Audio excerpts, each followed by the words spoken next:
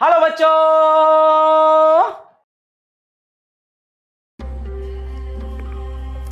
वादा किया था आप लोगों से कि सिग्मा समेशन पे एक लेक्चर लिया जाएगा और मैंने आपको समेशन पे एक लेक्चर दे दिया है। आई होप आपको समेशन वाला लेक्चर पसंद आया होगा और आपके कॉन्सेप्ट सब क्लियर हो चुके होंगे। वादा किया था, निभा भी दिया। हमें नहीं आता वादों से मुकर जाना, हमें तो सिर्फ आता है वादे निभाना। परम्यूटेशन एंड कॉम्बिनेशन आज का चैप्टर है। नए चैप्टर की शुरुआत हो रही है। चैप्टर का नाम है परम्यूटेशन एंड कॉम्बिनेशन। मेरे दिल के काफी करीब है। सच बताऊं तो मुझे मैथमेटिक्स रियल में समझ में आना ही शुरू तब हुआ जब मैंने इस चैप्टर को पढ़ा था अपने बचपन में। जब मैंने परम्यूटेशन एंड कॉम्बिनेशन पढ़ा था उसी के बाद मुझे मैथ्स का रियल मीनिंग समझ में आना शुरू हुआ, लॉजिक का रियल मीनिंग समझ में आना शुरू हुआ। और परम्यूटेशन के बाद फिर मैंने मैथ्स में, मुझे लगता है, मुड़ के नहीं देखा। मैथ्स मेरे दिल के करीब हो गया। मैथ्स की माया दिल में समाती चली गई। कई कहानियां ये चैप्टर अपने अंदर समेटे हुए है। मैंने इस चैप्टर की हिस्ट्री को पूरा खंगाल के देखा तो मुझे कई सारी सरप्राइजिंग चीजें भी मालूम चली। वैसे तो इस चैप्टर की डेवलपमेंट में चाइना के लोगों ने, अरब के लोगों ने, यूरोपियंस लोगों ने काफी योगदान दिया है, मगर इंडियंस ने इस चैप्टर की शुरुआत की थी। और कुछ थ्योरीज ऐसी हैं जो इंडिपेंडेंटली इंडियंस ने ही दुनिया को डेवलप करके दी, परम्यूटेशन एंड कॉम्बिनेशन को डेवलप करके दी। मगर जैसा कि हमारे साथ होता रहा है कि हमारी थ्योरीज को लोग चुरा लेते हैं और अपने नाम से पब्लिश कर देते हैं, इस चैप्टर में भी कुछ ऐसा ही हुआ है। और हिस्ट्री की किताबों में, मैथ्स की हिस्ट्री की किताबों में कुछ पन्ने जो इंडियन मैथमेटिशियंस के थे, हमारे तो आम लोग भी मैथमेटिक्स जानते थे, वो पन्ने फाड़ दिए गए हैं, मिटा दिए गए हैं। मगर जो भी अवेलेबल रिसोर्सेज मौजूद हैं वो पढ़ने के बाद मुझे कुछ कहानियां मिली, बड़ी इंटरेस्टिंग कहानियां हैं जो बताती हैं कि परम्यूटेशन और कॉम्बिनेशन कितने खूबसूरत तरीके से डेवलप हुआ। दो कहानियां बहुत फेमस हैं। एक कहानी तो है लीलावती की, जो सिद्धांता शिरोमणि नाम की एक बुक जो भास्करा 2 ने लिखी थी। भास्करा 1, भास्करा 2 दो अलग अलग मैथमेटिशियंस थे। भास्करा 2 की बात कर रहा हूं मैं। भास्करा 2 कर्नाटका में पैदा हुए थे। काफी अच्छे खगोल शास्त्री भी थे। एस्ट्रोनॉमी और एस्ट्रोलॉजी में उनकी काफी रुचि थी और मैथमेटिक्स में भी उनका अच्छा खासा इंटरेस्ट था। बहुत बड़े मैथमेटिशियन थे भास्करा 2। उन्होंने सिद्धांता शिरोमणि लिखी थी और सिद्धांता शिरोमणि का फर्स्ट वॉल्यूम जो है उसका नाम था लीलावती।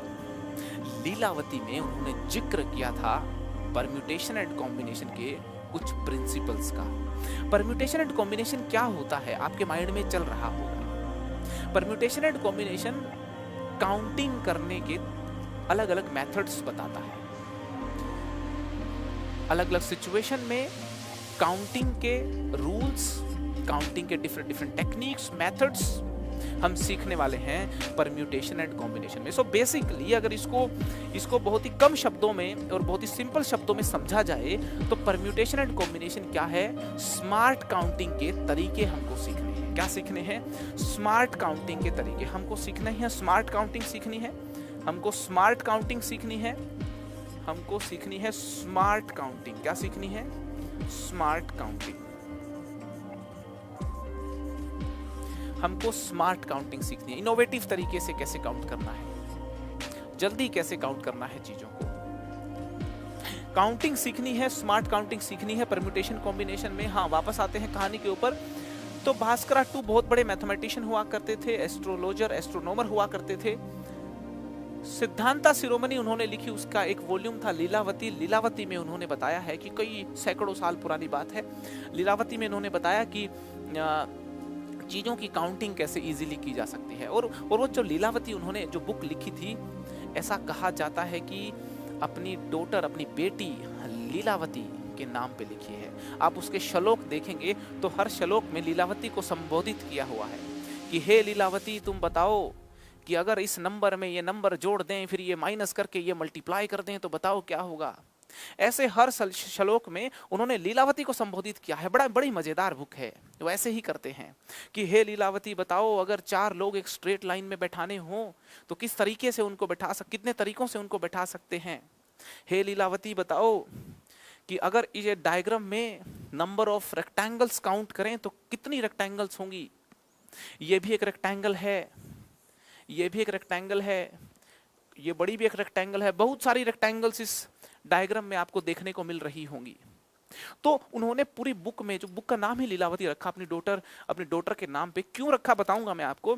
और वो पूरी बुक में इसी प्रकार की बातें करते हैं। हे लीलावती बताओ ये कर दे तो क्या होगा, हे लीलावती बताओ कि ये कर दे तो क्या होगा, अरे लीलावती ये भी बताइए।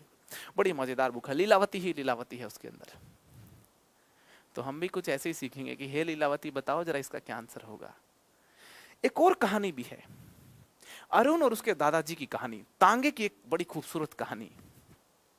ये 2 कहानियां कुछ इस प्रकार से घटित हुई कि एक चैप्टर ही बन गया, परम्यूटेशन एंड कॉम्बिनेशन। भास्करा तो बहुत बड़े मैथमेटिशियन हुआ करते थे। उनके पास तो उन्होंने तो मैथ्स की काफ़ी अच्छी नॉलेज थी, और अपनी नॉलेज के बेस पे, अपनी रिसर्च के बेस पे कुछ कुछ काउंटिंग के रूल्स बनाए, स्मार्ट काउंटिंग के रूल्स बनाए। और वो जो रूल्स हैं वो उन्होंने लीलावती बुक में कैद कर दिए। और लीलावती सिर्फ पीएनडीसी की बुक नहीं है, आप गलत मत समझिएगा। लीलावती में मैथ्स के कई सारे बातों का, कई सारे फॉर्मूलों का जिक्र किया है। अरिथमेटिक की कई सारी बातों का जिक्र किया है। उनमें से कुछ बातें पीएनडीसी की भी भास्करा ने बताई थी। तो लीलावती बुक में जिक्र हो रखा है, पीएनडीसी का भास्करा ने सैकड़ों साल पहले कर दिया था। और एक स्टोरी इसकी एक और भी है, अरुण और उसके दादाजी की। अरुण एक 6 साल का, एक 6th क्लास का बच्चा था। 6th क्लास का बच्चा कितने साल का होता होगा? आई थिंक कुछ 9 से 10 साल का होता होगा। अरुण एक 6th क्लास का बच्चा था। अरुण एक 6th क्लास का बच्चा था। अरुण के बारे में कुछ इंटरेस्टिंग चीजें बताता हूं। ये एक 6th क्लास का बच्चा था, और ये टोटल 6 भाई बहन थे, 6 सिबलिंग्स थे टोटल मिलाकर के, अरुण और 5 और। टोटल कितने लोग थे? 6 भाई बहन, 6 भाई बहन, ठीक है। और अरुण के मदर फादर नहीं थे, एक्सपायर हो चुके थे। दादाजी ही अरुण की देखभाल और अरुण के भाई बहनों की देखभाल करते थे, दादाजी। हुआ कुछ यूं कि सुबह सुबह ये 6 भाई बहन स्कूल में जाते थे, और दादाजी बहुत अमीर हुआ करते थे। अरुण की फैमिली एक रिच फैमिली थी, बड़े लोग। और उन जमानों में जो रिच फैमिलीज हुआ करती थी, उनकी पर्सनल तांगा गाड़ियां हुआ करती थी। आपके सामने देखिए तांगा गाड़ी है, ऐसी कुछ तांगा गाड़ी अरुण की फैमिली के पास भी थी। आई होप आप भी कभी तांगे में बैठे होगे, है ना। तांगे बैठ के बड़ा मजा आता है। कुछ शहरों में तो अब तांगा है ही नहीं। दिल्ली में स्टेशन वगैरह पे छोड़ने के लिए पुराने टाइम पे तांगा का लोग इस्तेमाल करते थे। खैर, तो अरुण की फैमिली के पास ये तांगा गाड़ी हुआ करती थी, है ना। और इसमें 6 सीटें लगवा रखी थी दादाजी ने, है ना। एक यहाँ पे लगवा दी, एक यहाँ पे लगवा दी, एक यहाँ पे, एक यहाँ पे, एक यहाँ पे, एक यहाँ पे। 6 सीटें इसमें लगवाई हुई थी, है ना। तांगे वाले भैया ऐसे आते थे, तुगड़ुम तुगड़ुम तुगड़ुम तुगड़ुम करते हुए। रोज उनको सुबह सुबह स्कूल के लिए बैठाते थे, ये लोग स्कूल चले जाते थे, शाम को स्कूल से वापस, और ये रूटीन चलता रहता था। मगर वो लोग रोज लड़ाई करते हुए स्कूल जाते थे। यहां पे 6 भाई बहन थे, एक तो अरुण हो गया, बाकी 5 लोगों के नाम मुझको मालूम नहीं, मान लेते हैं। एक हो गई मुन्नी, एक हो गई बबीता, एक हो गया मुन्ना, एक हो गया माइकल, है ना। माइकल की स्पेलिंग कई होती है, माइकल हो गया, और एक हो गई माया। ठीक है, 6 हो गए। रोज लड़ाई करते हुए स्कूल में जाते थे। अरुण लड़ाई नहीं करता था, ये अच्छा बच्चा था। यहाँ पे बाकी 5 बड़े बदमाश किस्म के थे। अरुण जो है ये लड़ाई नहीं करता था, है ना। इसलिए मैंने बात की अरुण की, मैंने बात की अरुण और उसके दादाजी की। ठीक है, मैं बता चुका हूँ कि उनके मदर फादर नहीं थे। ठीक है, मुन्नी, बबीता, मुन्ना, माइकल, माया, ये 5 जो हैं ये अलग प्रजाति के लोग थे। ये लोग रोज लड़ाई करते थे, अरुण नहीं करता था। और दादाजी बूढ़े हो चले थे। जब ये लोग लड़ाई करते थे तो दादाजी के दिल में चोट पहुंचती थी कि यार बच्चे क्यों लड़ाई कर रहे हैं। अरुण समझदार था। दादाजी ने अरुण को बुलाया कि अरुण बेटा इधर आना। अरुण गया दादाजी के पास कि दादाजी बताइए। बोला यार ये लड़ाई खत्म करवानी है मुझको। अरुण दादाजी को हंसते हुए बोला कि दादाजी भूल जाइए, लड़ाई कभी खत्म नहीं हो सकती। ये बड़े शैतान बच्चे हैं। दादाजी लाड प्यार से रखते थे, अमीर घराने के थे ही तो शैतान तो होने ही थे, अच्छे बच्चे थे। मगर दादाजी ने कहा कि मेरा दिल बड़ा व्याकुल हो उठता है कि यार तुम जब लड़ाई करते हो तो मुझसे नहीं देखा जाता, कुछ ऐसा विचार करो ना कि ये लड़ाई ना हो पाए। अरुण ने कहा दादाजी क्या किया जा सकता है। दादाजी ने कहा कि यार देखो, अगर तुम यहाँ पे देखो सीट जो हैं, ये जो सीट्स हैं यहाँ पे देखो नंबर्स अगर लिख दो 1 2 3 4, यहाँ पे देखो सीट्स के ऊपर अगर आप नंबर लिख दो 1 2 3 4 5 6 4 5 6 यूं करके अगर आप नंबर्स लिख दो और एक कॉपी बना लो, एक कॉपी बना लो कि ये 1 सीट है, ये सीट नंबर 2 है, ये 3 है, ये 4 है, ये 5 है और ये 6 है। एक कॉपी बना लो और कॉपी में लिख दो कि भाई 1 जनवरी को फर्स्ट सीट पे अरुण बैठेगा, दूसरी पे मुन्नी, तीसरी पे माया, फोर्थ पे माइकल, इस पे बैठेगी बबीता। ठीक है, और कौन बच गया? मुन्ना बच गया। यस, मुन्ना भैया, गुड्डू भैया के लिए कोई सीट नहीं है। तो 6 लोग बैठेंगे। आप 1 जनवरी पे ऐसे बना लो, फिर 2 जनवरी पे फिर आप जो है अलग अरेंजमेंट बना लो कि भाई ठीक है अब अरुण यहाँ बैठेगा, मुन्नी यहाँ बैठेगी, यूं करके। और फिर 3 जनवरी पे 4 जनवरी पे ऐसे करके अरेंजमेंट्स लिख लीजिए, अलग अलग दिन की। ध्यान से सुनना शब्दों को, चैप्टर भी शुरू हो चुका है, कहानी भी शुरू हो चुकी है, ध्यान से सुनना।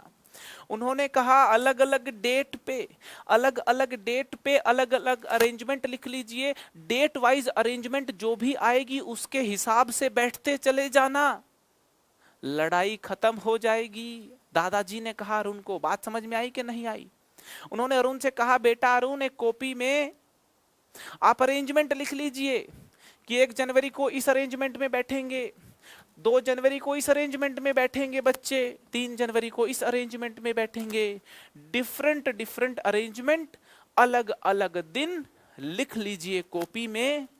जो भी दिन आएगा उसके करस्पॉन्डिंग जो अरेंजमेंट होगी उस अरेंजमेंट के हिसाब से बैठ जाएंगे तांगा गाड़ी में और कोई लड़ाई नहीं होगी। अरुण ने कहा हाँ दादाजी, आइडिया तो अच्छा है डियर दादाजी, मैं जल्दी से कॉपी बना लेता हूं, डेट वाइज अरेंजमेंट लिख लेता हूं। सुबह सुबह सबकी मीटिंग लेंगे बुला करके और बोलेंगे कि भाई देखो ऐसी है बात, हमने डेट वाइज प्लान बना दिया है, कौन किस सीट पे बैठेगा उस सीट पे बैठ जाइए और किसी को कोई लड़ाई नहीं करनी है और लड़ाई हो जाएगी खत्म। दादाजी खुश हो गए कि यार अच्छा बच्चा है अरुण, तो लिख देगा अरेंजमेंट और मैं एकदम डॉन की तरह सुबह सुबह बोल दूंगा कि अबे किसी को भी इस अरेंजमेंट को तोड़ना नहीं है, जो भी रूल्स लिखे हुए हैं उनको फॉलो करना है। जिस दिन जिस सीट पे जिसकी बारी होगी उस दिन उस सीट पे वही बैठेगा। दादाजी को लगा कि मैं इंस्ट्रक्शन दूंगा सब लोग मान जाएंगे और सारा काम आसान हो जाएगा। मगर 2 दिन हो गए, 3 दिन हो गए, 1 वीक हो गया, 2 वीक हो गए, अरुण दादाजी के पास आया ही नहीं वो अरेंजमेंट वाली कॉपी लेकर के। दादाजी को लगा बच्चा तो अच्छा है, लाना तो चाहिए था, आया क्यों नहीं? दादाजी को लगा शायद भूल गया होगा अरुण, आखिर बच्चा तो बच्चा है ना, है तो 6th क्लास में ही, कितना ही अच्छा बच्चा हो है तो 6th क्लास में ही, हो सकता है भूल गया होगा। दादाजी ने कुछ नहीं कहा। 1 वीक हो गया, 2 वीक हो गए, 3 वीक हो गए, 4 वीक हो गए, 5 वीक हो गए, 6 वीक हो गए, 2 महीने हो गए। 3 महीने के बाद अरुण आया दादाजी के पास मुस्कुराते हुए, बोला दादाजी मैंने सारी अरेंजमेंट्स लिख ली कॉपी में, मगर लड़ाई रुकने वाली नहीं है। दादाजी ने कहा कैसी बेवकूफ बातें कर रहे हो तुम, 3 महीने के बाद आए हो, एक तो मुझे लगा तुम भूल भी गए हो, मगर मैंने क्या बताया तुमको, अरुण एक अच्छा बच्चा था, भूलता नहीं था बातों को, अपने दादाजी की बातें नोट करके रखता था। जो जिम्मेदारियां दादाजी लगा देते थे, उन जिम्मेदारियों को बखूबी निभाता था वो। तो दादाजी ने कहा कि मुझे कॉपी दिखाइए, और तू क्यों कह रहा है कि लड़ाई चलती रहेगी? तो दादाजी ने कहा, अरुण ने दादाजी से कहा कि दादाजी 720 720 अरेंजमेंट्स हो गई हैं टोटल।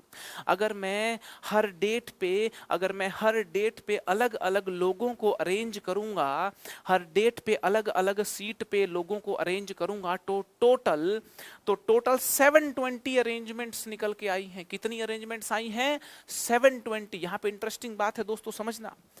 टोटल 720 अरेंजमेंट्स पॉसिबल हो रही हैं।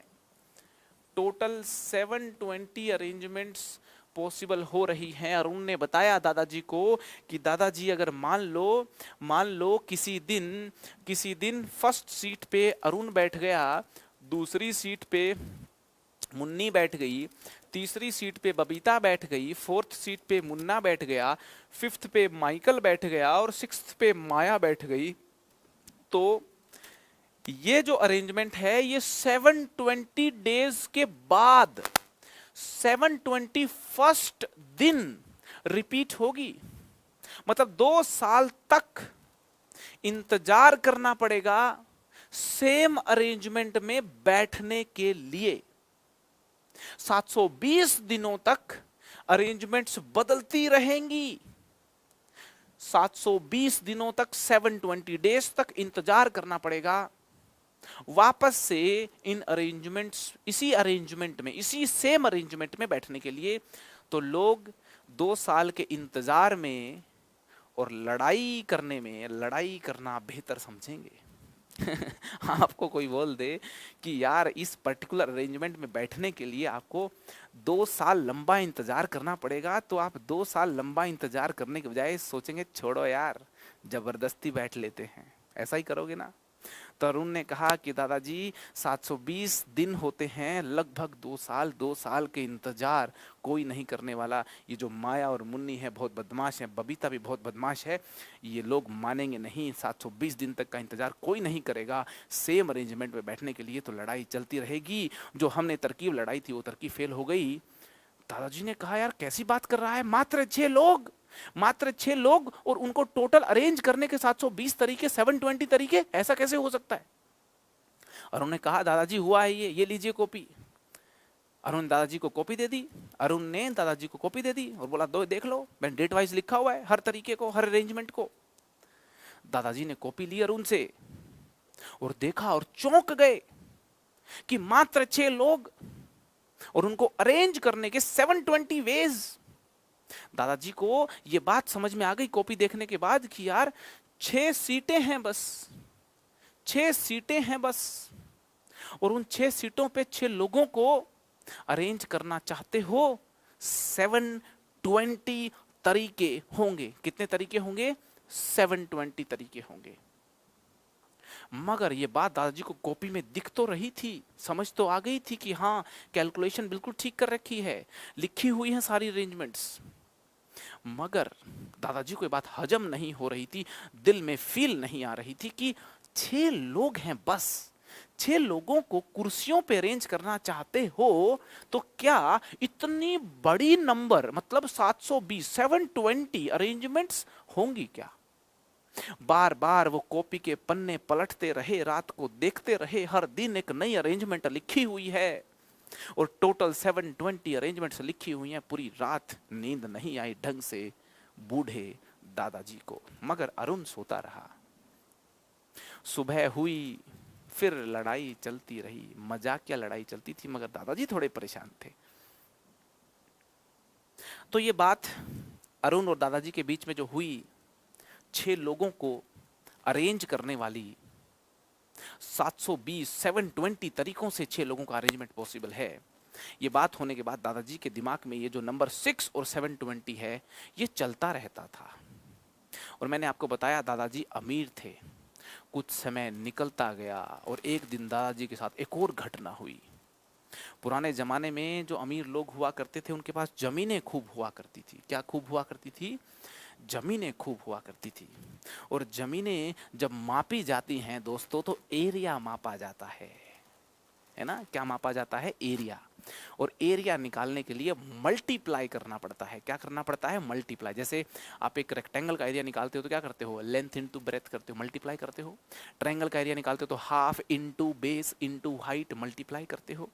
एरिया निकालने के लिए मल्टीप्लाई करना पड़ता है। तो एक दिन की बात है, दादाजी अपने खेतों में गए हुए थे और वहां पे उसने कोई खेत मापने वाला बुलाया हुआ था, और मापते मापते मापते मापते उस खेत मापने वाले ने एक कैलकुलेशन करके दिखाई।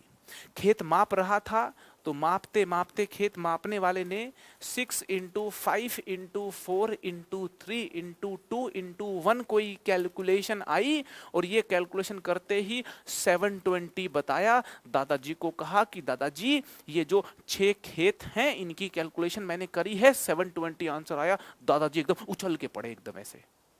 दादाजी को लगा कि यार ये फिर से क्या हो रहा है मेरे साथ। अरुण भी बोल रहा था कि 6 लोगों को अरेंज करना है, 720 तरीकों से अरेंज होगा। और आज ये जो खेत मापने वाला आया है ये भी बोल रहा है कि 6 से लेकर के 1 तक का मल्टीप्लाई करेंगे तो 720 आंसर आएगा। दादाजी के दिमाग में कुछ बैठ गया उस दिन। दादाजी को लगा कि ये जो नंबर 6 है और ये जो नंबर 720 है, जरूर इनके बीच में कुछ तो लोचा है दया, कुछ तो गड़बड़ है। ये जो नंबर 6 है और ये जो नंबर 720 है, ये जो नंबर 6 है और ये जो नंबर 720 है, इनके बीच में कुछ तो लफड़ा है। आज मैं खेतों की पैमाइश कर रहा हूं तो ये 6 नंबर 720 का पीछा नहीं छोड़ रहा है, ये 6 नंबर 720 को फॉलो कर रहा है। और जब अरुण से मैं कैलकुलेशन करवा रहा था उस दिन भी ये नंबर 6 जो है 720 को फॉलो कर रहा था। तो दादाजी को लगा कि ये 6 और 720 में कुछ तो लफड़ा है। दादाजी अमीर हुआ करते थे, अमीर लोगों की चलती है भैया बहुत। तो दादाजी ने क्या किया, उन्होंने ये जो 6 और 720 वाली जो ये घटनाएं उनके साथ 2 हुई, उन्होंने अपने मोहल्ले के, अपने गांव के, अपने नगर के सबसे बेस्ट मैथ्स टीचर को बुलाया। उसके पास गए और कहा कि मैंने 6 और 720 के बीच में रिलेशन महसूस किया है। उस मैथ्स टीचर को भी यूनिक लगी ये बात, और ऐसे करके उसने आगे बताया और आगे बताया, और कुछ पेपर्स में ये बात पब्लिश हो गई कि 6 और 720 का एक बेहतरीन रिलेशन है, और वो रिलेशन 6 को मल्टीप्लाई करके मिलता है 5 4 3 2 1 से। तो लोगों को लगा, फिर आगे रिसर्च हुई इस प्रिंसिपल के ऊपर, और लगा कि मैथ्स का एक बहुत खूबसूरत प्रिंसिपल छुपा हुआ है, जो अरुण और उसके दादाजी ने अनजाने में उस प्रिंसिपल को पहचाना था। जो प्रिंसिपल अरुण और उसके दादाजी ने अनजाने में यहाँ पे कुछ समझने का प्रयास किया था, वो प्रिंसिपल भास्करा ने अपनी बुक लीलावती में कैद करके लिख दिया था।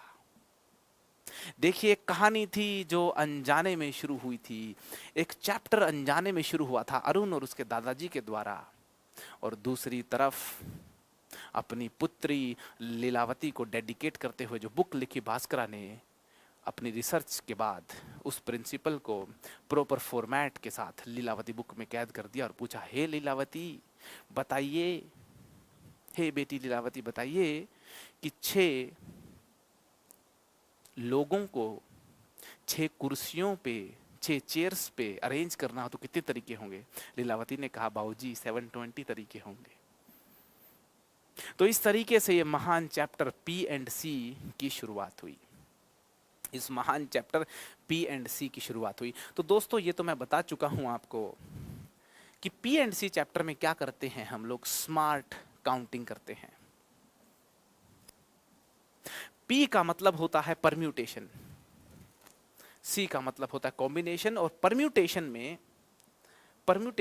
में हम चीजों की अरेंजमेंट सीखते हैं। सबसे पहले तो मैं आपको बता दूं, ये जो 2 शब्द हैं परम्यूटेशन और कॉम्बिनेशन, इनका मीनिंग क्या है? परम्यूटेशन का मतलब है अरेंजमेंट। क्या मीनिंग है? अरेंजमेंट। परम्यूटेशन का मीनिंग है अरेंजमेंट, है ना। कॉम्बिनेशन का मीनिंग है सिलेक्शन, कॉम्बिनेशन का मीनिंग है सिलेक्शन। परम्यूटेशन में हम अरेंजमेंट करते हैं। अरेंजमेंट किसका करोगे? ऑब्जेक्ट्स का, थिंग्स का, ठीक है ना। डिफरेंट डिफरेंट चीजों का अरेंजमेंट करेंगे। डिटेल में बताऊंगा अरेंजमेंट क्या होती है, डिटेल में बताऊंगा परम्यूटेशन क्या होता है, डिटेल में बताऊंगा परम्यूटेशन कैसे करते हैं, अरेंजमेंट कैसे करते हैं। मीनिंग समझते हैं। कॉम्बिनेशन का मीनिंग होता है सिलेक्शन। हमें इस पूरे चैप्टर में अरेंजमेंट और सिलेक्शन ही करना है। अगर अरेंजमेंट और सिलेक्शन करने के स्मार्ट तरीके आपको समझ में आ गए तो आपको परम्यूटेशन एंड कॉम्बिनेशन समझ में आ जाएगा। तो आई होप एक कहानी परम्यूटेशन की समझ में आई होगी। लीलावती को डेडिकेट करते हुए भास्करा 2 ने जो बुक लिखी थी उसमें जो पीएनसी का जिक्र किया था, उन्हीं फंडों को आज हम सीखेंगे और परम्यूटेशन कॉम्बिनेशन चैप्टर शुरुआत करेंगे। और एक और खास बात बताऊं मैं लीलावती के बारे में, कि भास्करा ने लीलावती के बारे में वो जो बुक थी वो क्यों लिखी थी।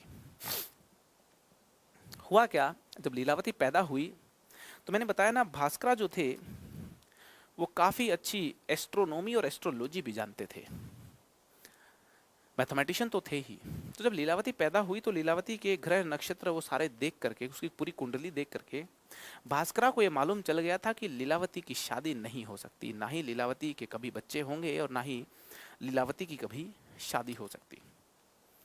तो भास्करा बहुत बड़े लेवल के एस्ट्रोलॉजी, एस्ट्रोनॉमी और मैथमेटिक्स की नॉलेज रखते थे। तो उन्होंने क्या किया, उन्होंने अपनी बेटी लीलावती की शादी करवाने की कोशिश की और उन्होंने कहा कि एक खास मुहूर्त पे इसकी शादी हो सकती है।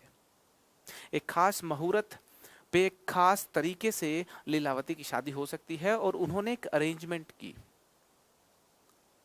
उन्होंने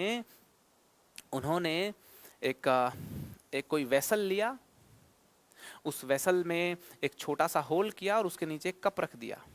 क्या रख दिया? कप। और एक रूम में एक डिवाइस रख दिया, एक रूम में उन्होंने एक डिवाइस रख दिया और कहा कि जब लीलावती की शादी हो रही होगी, वो जो खास मुहूर्त होगा उस समय पे मैं ये डिवाइस यहाँ पे रूम में एक्टिवेट कर दूंगा और ये जो पानी का जो वेसल है इसमें से जो बूंद बूंद गिरते हुए कप में पानी जो है गिरता चला जाएगा। जब तक ये कप भर नहीं जाता तब तक का मुहूर्त बड़ा अच्छा मुहूर्त है। और लीलावती को उसने कहा कि लीलावती तुम इस कमरे में मत जाना, इस डिवाइस के नजदीक तुमको जाना नहीं है, बस ये फॉलो करना, ना ही तुमको यहाँ जाना है ना ही तुमको यहाँ जाना है, इस पूरी अरेंजमेंट से दूर रहना है। एक शुभ मुहूर्त है, इसमें तुम्हारी शादी हो जाएगी। मगर लीलावती से रहा नहीं गया। सजी सवरी हुई लीलावती चली गई इस रूम में और गलती से उसने पहनी हुई मालाएं, मोतियों का एक छोटा सा पीस टूट के गिर गया इस डिवाइस में। और ये जो अरेंजमेंट थी जिसके पास लीलावती को जाने के लिए मना किया था भास्करा ने, वो सारी अरेंजमेंट का जो मिशन था वो हो गया फ्लॉप। और लीलावती का जो शुभ टाइम, एक शुभ टाइम जो क्रिएट किया गया था, जो शुभ टाइम पे जो ये शुभ जो है ना पॉजिटिव एनवायरनमेंट लीलावती के लिए जो क्रिएट किया गया था वो हो गया डिस्टर्ब। और लीलावती की आंखों में आंसू आए और उसके बाद हमेशा ही आंसू रहे और लीलावती की शादी नहीं हो पाई। तो भास्करा ने लीलावती को फिर सोचा कि डेडिकेट करते हैं एक मैथमेटिक्स की बुक। लीलावती मैथ्स में बहुत अच्छी हुआ करती थी, भास्करा उसको सिखाते रहते थे। तो फिर डेडिकेट करते हुए पिता ने अपनी बेटी के लिए एक बुक लिखी, लीलावती। एक्चुअली भास्करा ने बीजगणित, अंकगणित पे, ज्योमेट्री पे कई सारी किताबें लिखी हैं। मतलब उन्होंने जो सिद्धांता शिरोमणि जो लिखा उसमें कई वॉल्यूम्स हैं। तो एक वॉल्यूम में उन्होंने स्पेशली अरिथमेटिक की बात की है और उस वॉल्यूम का नाम है लीलावती। तो आई होप ये जो परम्यूटेशन से रिलेटेड कहानियां हैं, ये कहानियां आपको पसंद आई होंगी। मुद्दे की बात करते हैं, चैप्टर की शुरुआत करते हैं। तो पी एंड सी चैप्टर की शुरुआत करते हैं। पी एंड सी चैप्टर में हमें काउंटिंग करनी, स्मार्ट काउंटिंग्स। जैसे मैं आपसे पूछूं, आपके सामने एक डायग्राम है, इस डायग्राम में कितनी रेक्टेंगल्स होंगी बताइए तो जरा। या मैं आपसे पूछूं एक हॉल खचाखच भरा हुआ है, आप मूवी देखने के लिए चले गए, एक हॉल खचाखच भरा हुआ है, आप मूवी देखने के लिए चले गए, और मैंने आपसे पूछूं कि बताओ इस हॉल में कितने लोग प्रेजेंट हैं, कितने लोग बैठे हुए हैं। ऐसे डिफरेंट डिफरेंट सिचुएशन में मैं काउंटिंग करने के लिए दूं आपको, तो आप समझना वो हर प्रॉब्लम परम्यूटेशन एंड कॉम्बिनेशन की प्रॉब्लम है, इस चैप्टर की प्रॉब्लम है। तो इस चैप्टर की जो प्रॉब्लम्स हैं, इस चैप्टर के जो सवाल हैं, वो क्या हैं? काउंटिंग के सवाल हैं। डिफरेंट डिफरेंट सिचुएशन में डिफरेंट डिफरेंट चीजें आपको काउंट करनी होती हैं। तो यहाँ पे मैंने अच्छा, यहाँ मूव करने से पहले मैं आपसे पूछूं कि एक सिनेमा हॉल में आप चले गए और मैंने आप खचाखच भरा हुआ है, हॉल खचाखच भरा हुआ, मैंने कहा कि बताओ कितने लोग मूवी देख रहे हैं, तो कैसे बताओगे आप? एक तरीका हो सकता है आप काउंट करो 1 2 3 4 5 6 7 8 9 10। एक तरीका ये भी हो सकता है, मगर कोई स्मार्ट होगा आप जैसा तो वो कहेगा, या जैसी, तो वो कहेगा कि बताइए टोटल सीट कितनी है इसमें। मान लो वहाँ पे खड़े हुए एक जो भी अटेंडिंग पर्सन है उसने कहा कि सर टोटल 400 सीट्स हैं, तो आप क्या करोगे? 400 माइनस, आप देख लोगे खाली सीट कितनी है, एक खाली, दो खाली, तीन खाली, चार खाली, सिर्फ 4 खाली हैं। 400 माइनस 4 करके बोल दोगे 396। और दूसरा मूर्ख इंसान ऐसे भी कर सकता है काउंटिंग, गिनने लग जाए 1 2 3 4 करते करते 396 काउंट कर ले। कितना टाइम लगेगा? बहुत टाइम लगेगा। दोनों ने काउंटिंग की है, एक ने जो लोग प्रेजेंट हैं उनको काउंट किया है, मगर दूसरे ने एब्सेंट को काउंट किया है और टोटल में से एब्सेंटिज्म घटा दिया, तो बच गया क्या? प्रेजेंट बच गया। तो काउंटिंग करने के अंदाज दोनों सही हैं, मतलब ये स्मार्ट अंदाज है। हमको परम्यूटेशन एंड कॉम्बिनेशन में ये सीखना है कि स्मार्ट तरीके कौन से हैं। तो ये सिनेमा हॉल वाला एग्जाम्पल हो गया। अब देखिए एक एग्जाम्पल के थ्रू और थोड़ा फील करते हैं परम्यूटेशन कॉम्बिनेशन को। अगर मैं आपसे कहूं कि डायग्राम आपके सामने है, आप बताइए इस डायग्राम में कितनी रेक्टेंगल्स हैं, तो कोई तो काउंट ही करने लग जाएगा ऐसे कि 1 2 3 4 5 6 ऐसे करके, वो तो गधा हो गया भाई टोटल, उसका तो कोई काम ही नहीं है इस चैप्टर के अंदर। हमें स्मार्ट बनना है, स्मार्ट काउंटिंग करनी है। तो स्मार्ट काउंटिंग कैसे करेंगे देखिए जरा। तरीके कई हैं, अभी तक की जितनी नॉलेज हमारे पास है हम उसके बेस पे कैसे काउंटिंग स्मार्टली कर सकते हैं बताता हूं आपको। यहाँ पे कई प्रकार की रेक्टेंगल्स इन्वॉल्व हो रखी हैं। सबसे छोटी रेक्टेंगल, फिर उनसे बड़ी, फिर उनसे बड़ी, ऐसे करते हुए। सबसे छोटी रेक्टेंगल कितनी है? 1, फिर ये सेकंड है 2, 1 2 3 4 5 6 7 8 9 10। सबसे छोटी रेक्टेंगल्स कितनी हैं? 10 रेक्टेंगल्स हैं, प्लस फिर इससे बड़ी है ना, सबसे छोटी, फिर उसके बाद उससे बड़ी, उससे बड़ी एक रेक्टेंगल आपके सामने ये है। फिर देखिए ये सेकंड रेक्टेंगल है 2, फिर ये है 3, फिर ये है 4, इसके बाद ये है 5, उसके बाद ये है 6, फिर ये है 7, फिर ये है 8, फिर ये है 9। कितनी रेक्टेंगल्स हुई? 9 हुई। उससे बड़ी फिर कितनी होंगी देखिए जरा। उससे बड़ी का क्या मतलब है? 3 यूनिट लेंथ वाली। पहले मैंने 1 यूनिट लेंथ वाली ले ली, उसके बाद 2 यूनिट लेंथ वाली ली। अब बात करते हैं 3 यूनिट लेंथ वाली, है ना। 3 यूनिट लेंथ वाली ये 1, फिर 2 3 4 करते हुए देखोगे तो 8 आएंगी। 4 यूनिट लेंथ वाली 7 आएंगी, फिर 5 आएंगी, फिर 4 आएंगी, फिर 3 आएंगी, फिर 2 आएंगी। और सबसे बड़ी रेक्टेंगल कितनी है? 1 है। तो टोटल नंबर ऑफ रेक्टेंगल्स इतनी होंगी। ये होंगी आपकी टोटल नंबर ऑफ रेक्टेंगल्स, ये होंगी टोटल नंबर ऑफ रेक्टेंगल्स, ये होंगी टोटल नंबर ऑफ रेक्टेंगल्स। ठीक है। अब 10 से लेकर के 1 तक की काउंटिंग का अगर सम करोगे, नेचुरल नंबर का सम करोगे तो 55 होता है। इसका तरीका बता चुका हूं आपको मैं। 1 से 10 तक की काउंटिंग का सम करना हो, 1 से 100 तक का करना हो, 1 से 1000 तक का करना हो, तो क्या करो आप 10 का आधा कर दो 5 और एक बार बगल में और 5 लिख दो, 55 आंसर आ गया। बात समझ में आ रही है क्या? तो टोटल नंबर ऑफ रेक्टेंगल्स होंगी 55। इसको काउंट करने का एक और अंदाज बताता हूं मैं आपको, बड़ा मस्त अंदाज है वो भी। यहां पे देखिए 1 2 3 4 5 6 7 8 9 10 बड़े डब्बे के अंदर 10 छोटे डब्बे बनाए हुए हैं और पूछा गया है कि कितनी रेक्टेंगल्स होंगे। देखिए इसको काउंट करने का एक और अंदाज ये भी हो सकता है कि एक बड़ा बॉक्स है तो बड़ी रेक्टेंगल कितनी हो गई? 1 प्लस। अब अगर एक स्लाइडर डाल देते हो बीच में, है ना, एक स्लाइडर डाल देते हो तो एक बड़ी तो थी ही, और कितनी जनरेट हुई, एक यहां पे दो और जनरेट हो गई, प्लस दो और जनरेट हो गई। फिर एक और स्लाइडर डाल देते हो तो वन, तो यहां पे देखिए और कितनी जनरेट हो गई, ये वाली तो पहले से जनरेट हो ही रखी है। अब एक, दो और तीन, तीन और जनरेट हो गई। एक और स्लाइडर डालोगे तो चार और जनरेट हो जाएंगी। एक और स्लाइडर डालोगे तो पांच और जनरेट हो जाएंगी। एक और स्लाइडर डालोगे तो छह और जनरेट हो जाएंगी। एक और स्लाइडर डालोगे तो सात और जनरेट हो जाएंगी। एक और स्लाइडर डालोगे तो आठ और जनरेट हो जाएंगी। एक और स्लाइडर डालोगे तो नौ और जनरेट हो जाएंगी। एक और स्लाइडर डालोगे तो 10 और जनरेट हो जाएंगी, और फिर से हो जाएगा आंसर 55। तो यहां पे जो स्मार्टली कैलकुलेट करने के जो तरीके हैं वो हमें समझने हैं परम्यूटेशन एंड कॉम्बिनेशन में। जैसे मान लो कोई आपसे पूछे, आपके पास 4 शर्ट हैं, 4 पैंट हैं, 4 जूते, 4 जो हैं तरीकों के जूते हैं, मतलब 4 pair of shoes and 4 pair of socks, और आपको सुबह सुबह तैयार होना है। 4 shirt, 4 pant, 4 pair of socks, 4 pair of shoes. कितने तरीकों से आप तैयार हो सकते हो? कौन सी शर्ट, कौन सी पैंट, कौन सा सॉक्स, कौन से जूते पहनोगे? कई कॉम्बिनेशन बन सकते हैं। कितने तरीकों से तैयार हो सकते हो? यह भी एक पीएनसी का सवाल है। तो पीएनसी में डिफरेंट डिफरेंट सिचुएशन में हम चीजों की काउंटिंग सीखेंगे। आज तो बस हमने ये देखा है पीएनसी क्या है। आज बस हमने ये देखा है कि पीएनसी क्या है, लीलावती कौन थी, अरुण कौन था, उसके दादाजी कौन थे।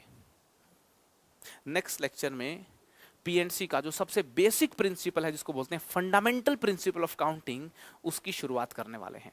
जो नेक्स्ट लेक्चर है उसमें शुरुआत होगी बेसिक प्रिंसिपल की, फंडामेंटल प्रिंसिपल ऑफ काउंटिंग की। पीएनसी जिस प्रिंसिपल पे टिका हुआ है, पीएनसी जिस प्रिंसिपल पे टिका हुआ है, उस प्रिंसिपल का डिस्कशन करने वाले हैं। उसका नाम है फंडामेंटल प्रिंसिपल ऑफ काउंटिंग। ये जो पूरा चैप्टर है, ये टिका हुआ है फंडामेंटल प्रिंसिपल ऑफ काउंटिंग पे। अगर किसी को फंडामेंटल प्रिंसिपल ऑफ काउंटिंग समझ में आ गया, पीएनसी उसकी रगों में बसना शुरू हो जाएगा, समझ में आना शुरू हो जाएगा। तो आज के सेशन में इतना ही। मिलते हैं जल्दी ही हमारे अगले सेशन में। फिर से मुलाकात होगी। फर्स्ट प्रिंसिपल जो पीएनसी का है, बेसिक प्रिंसिपल जो पीएनसी का है, फंडामेंटल प्रिंसिपल ऑफ काउंटिंग, उसके साथ हम हाजिर हो जाएंगे। अगला लेक्चर पीएनसी का सबसे बेसिक और सबसे इंपॉर्टेंट लेक्चर होने वाला है, बिल्कुल भी ना मिस करें। और हमेशा की तरह मुस्कुराते हुए अलविदा कहते हैं आपको। मुस्कुराते हुए जाने का समय आ चुका है। फिर मिलेंगे, बाय बाय। पढ़ाई करते रहें। All the very best.